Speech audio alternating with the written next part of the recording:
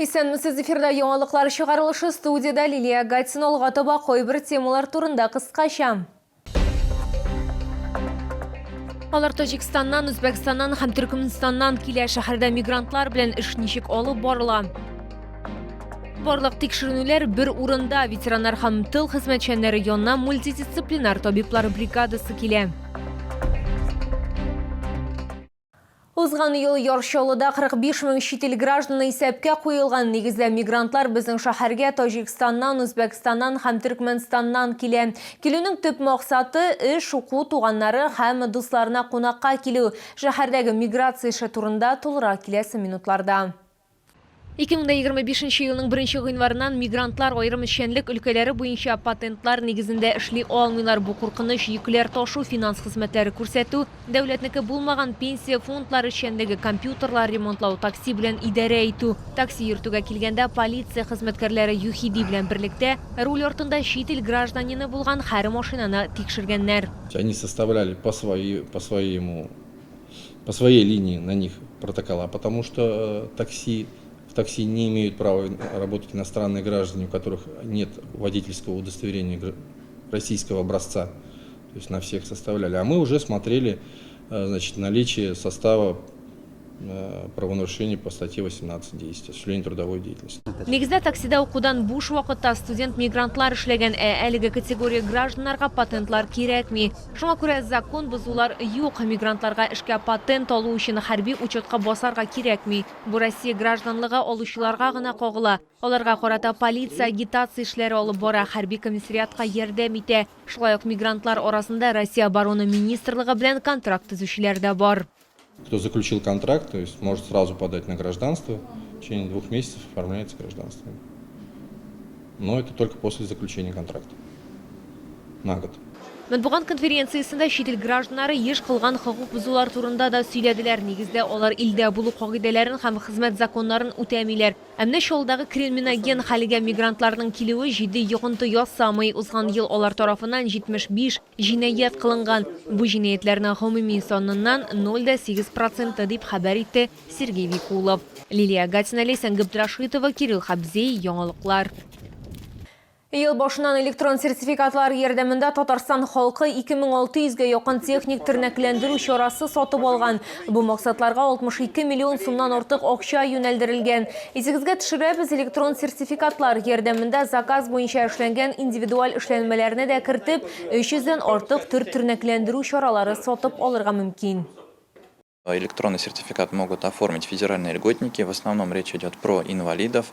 И у этих граждан в обязательном порядке должна быть банковская карта с платежной системой МИР. Отмечу, что на сегодняшний день те граждане, инвалиды, которые ждут обеспечения по контрактам, они могут написать заявление в пользу электронного сертификата и, конечно же, получить те технические средства реабилитации и протезно-ортопедические изделия. Электрон сертификатны рәсмиләштерүгә гаризаны дәүләт хезмәтләре порталы аша бирергә була. QR-кодны сез үзегезнең экраннарда күрәсез. Шулай ук Татарстан Республикасы буенча Россия социаль фонды бүлегенең клиент хезмәтләрендә һәм күп функцияле үзәктә тапшырып була. Тулырак мәгълүматны 88000001 номеры буенча Россия социаль фонды бердәм контакт үзәгендә ачыкларга мөмкин. Удобством является то, что обеспечение и приобретение этих средств осуществляется в кратчайшие сроки.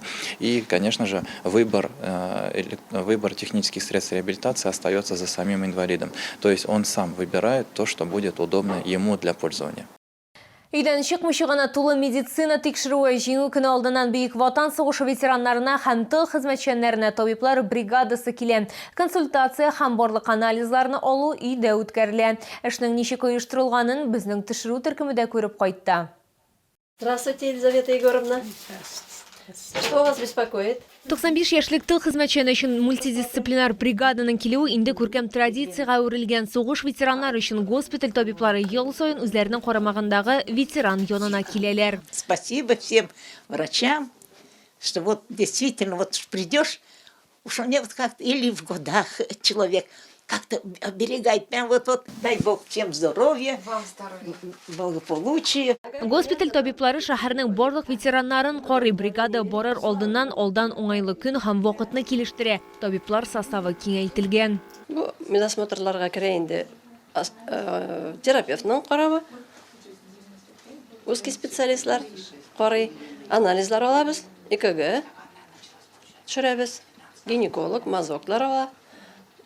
И шуннан соң инде результатларын қарағаннан соң ел сайын лечение беребез инде барсына да.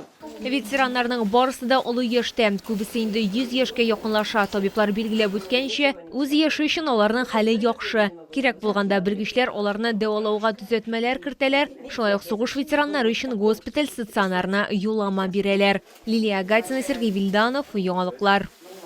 Халак булган Россия герое Сергей Чебнев исеме Курс җирендә мәңгеләштереләчәк. Бу хакта губернатор вазифаларын вакытлыча башкаручы Александр Хинштейн хәбәр итте. Исегезгә төшерәм, бер чыгарылышта без аның батырлыгы турында сөйләгән идек. Ул 3 полкның шәхси составы белән командалык итеп Малая Локни торак пунктын саклый. Дошман сон ягыннан үстен була. Шуңа да карамастан Сергей Чебнев башка сугышчылар белән бергә көчле каршылык күрсәтә. Он мне звонил, сказал, что у него бронь есть. Я говорю, ну, слава богу, тебя не возьмут. А потом звонит, все, мне повестку прислали. Чынлыкта бернинди повесткада булмаган Сергей Чебневның фронтка үстеләге белән китүе турында аның әнисе улы үлгәннән соң гына белә. СВО башланган вакытта ул хәрби карьерасын тәмамлаган була, ләкин читтә кала алмаган. 2022 елның октябрында алгысызлыкка киткән. 2024 елның августында аның командалыгы астында сугышчылар 12 көн дәвамында оборона тоталар һәм дошманга Курск эченә үтеп керергә ирек бирмиләр. Благодаря их атаке они сумели остановить украинцев и не дали им пройти к атомной станции. Они туда рвались, чтобы захватить атомную станцию. Но были уверены в нем, да, что он не испугается, что пойдет до конца. Не испугаются, не отступят. Будут до конца стоять за свою родину, за нас с вами, за всех нас. Шулай килеп чыга да дошманга позицияләрдән ныгып алга китәргә ирек бирмәс өчен Сергей Чебнев аны юк итү группасын җитәкләргә карар итә. Дошманның көче 10 тапкыр зуррак була, ир үлемгә китергән яра ала. Мой брат был очень мужественный, мне кажется, он был рожден совершить какой-то подвиг, он всегда был справедливый, очень добрый, очень общительный, он всегда со своими сослуживцами, со своими подчиненными, он всегда очень хорошо общался и очень хороший руководитель. Шолда оның истәлегенә мәңгеләштергән ниятлиләр ул укыган 56-нчы мәктәп Сергей Чебнев исемен йөртер дип планлаштырыла. В 2025 году в средней школе номер 56 в городе Набережные Челны будет носить имя Героя Российской Федерации, настоящего патриота, героя Сергея Чебнева. Со всеми вытекающими последствиями, безусловно, будет установлен бюст Героя России на территории школы. Моннан тыш Сергей Чебневка бюст Геройлар аллеясында Җиңү паркында урнаштырылачак. Лилия Гатина, Эльмира Гайнетдинова, Кирилл Хабзей, Яңалыклар.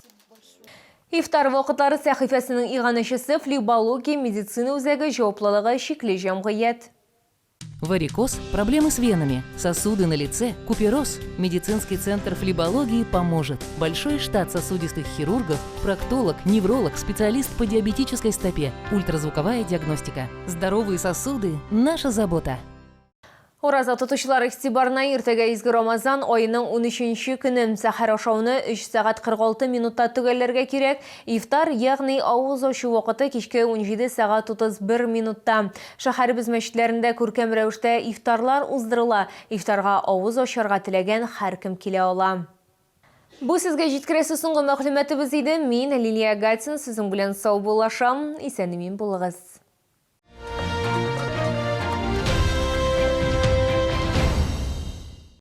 Hürmetli Yarşanlı tamaşaçısı. Nihayet bu Devlet Drama Teatrı Tufan Minguli'nin Irak oyun piyesası boyunca sahneleştirgen Mişerim Şekerim müzikal komediyası bilen sizler şehirge kile. 31 Mart kişki saat 7'de Sara Sadikova ismindeki konsertlar zalında görüşkenge kadar. Biletler satıda. Yaş çikleme 12+.